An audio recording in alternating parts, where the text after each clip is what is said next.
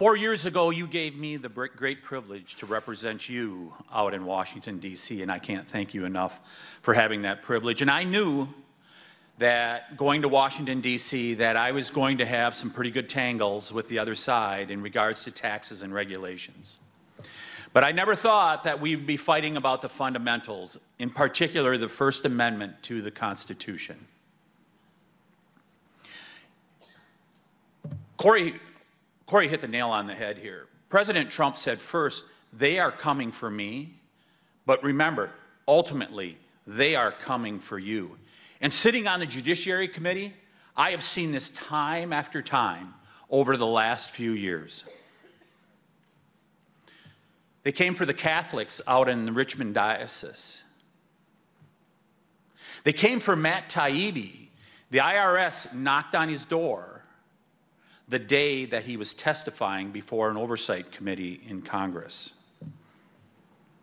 The school board, National School Board Association, went to the Biden Department of Justice and said, we're having a real problem here during COVID with these parents speaking out.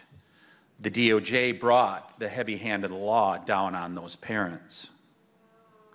Big tech continues to throttle conservative speech. Those are the things that we have been seeing in the Judiciary Committee, and we have been calling it out day after day. Because without the First Amendment, your right to assemble, your right to practice the faith that you choose to, your right for political speech, without that, we have nothing else. And as Corey just said, they're bringing the lawfare here to Wisconsin now. And I just say to the Attorney General of the state of Wisconsin, we will defend Mayor Dinny.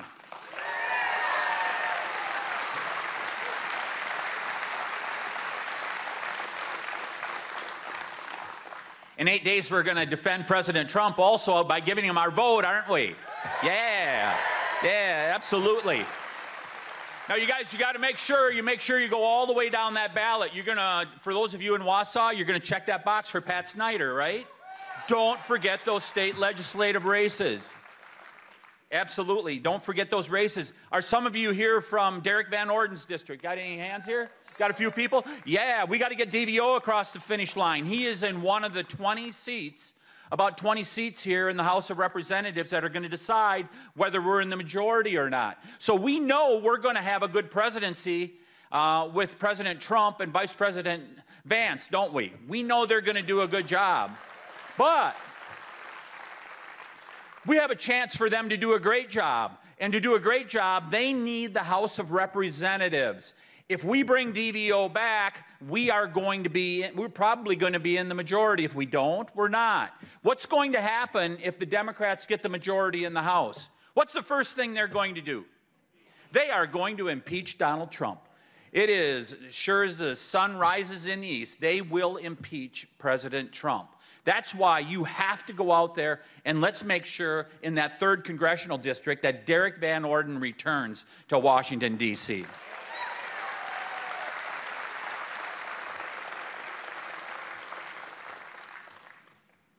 And while we have an esteemed senator coming up right after me, I just have to say a word about the U.S. Senate race.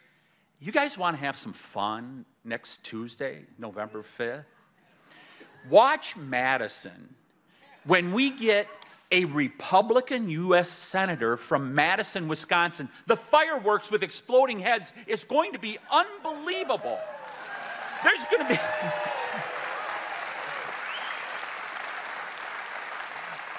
You will see Madisonians that might spontaneously combust with a Republican from Madison. Make sure and get out there, and let's get Eric Hovde across the finish line. Yeah.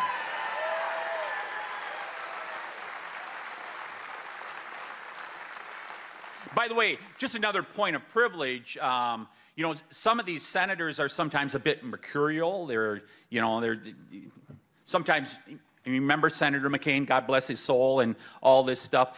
We're probably going to get to 51 here, and pretty good odds of that happening. Let's get to 52 or 53 or 54, because then you got a working majority for President Trump.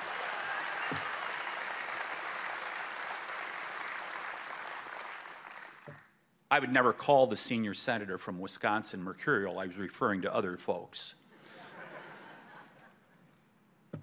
I'm going to close with this. It is so great, and I've been waiting for the vice president in waiting to come here to the 7th Congressional District. And I want to thank J.D. Vance so much for coming here. Yeah.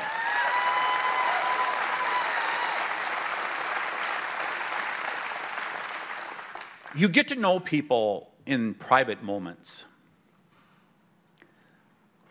I was on a flight from Washington to Florida this past winter, and I went to the very back of the plane and sat down. My seat was on the aisle, and there was a gentleman sitting in the middle seat, and it appeared to be his son on the window seat. He had a hat on and looked like any other American that you would see. And about halfway through the flight, I figured it out that it was J.D. Vance. Introduced myself, and Tom Tiffany, congressman from Wisconsin. Yep. J.D. Vance, nice to meet you. He was so dedicated to his son. They were reading. He was obviously reading stuff for his work that he does in the United States Congress. His son was reading a book. But there was this great interplay that was going on between them. And you can see why he says faith, family, and community are what this is all about.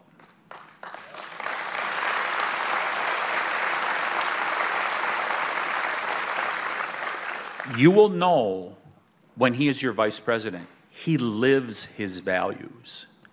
He is there communicating with his son, talking to him about the books that they were reading, and it was just one of those great moments. So, if we want to make America great again for faith, family, and community, rather than making a bigger government, which we all know does not work out in Washington, D.C., let's make faith, family, and community the centerpiece for the next 4 years and vote for Trump and Vance. Thank you.